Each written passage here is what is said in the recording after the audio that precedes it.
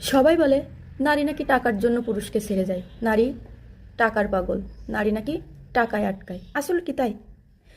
নারী যদি সত্যিই টাকার জন্য ছেড়ে যাবে, তাহলে সবথেকে বড় লোক, ধনী, এদের পরিবারে স্বামী স্ত্রীর ভিতরে ডিভোর্স কেন হয়?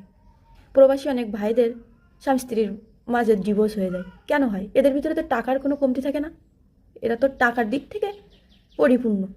অপরদিকে একজন রিক্সা চালক, একজন দিনমজুর, যার টাকা নেই, সে দিনের পর দিন দিব্যি সন্তান স্ত্রী নিয়ে বছরের পর বছর সংসার করছে, তার কেন ডিভোর্স হয় না?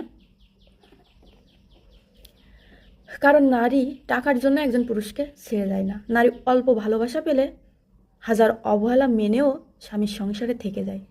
একজন দিনমজুর, একজন রিক্সা চালক সারা দিন বাইরে পরিশ্রম করেও দিন শেষে স্ত্রীর সাথে বসে ভালো মন্দ দুটো কথা বলে।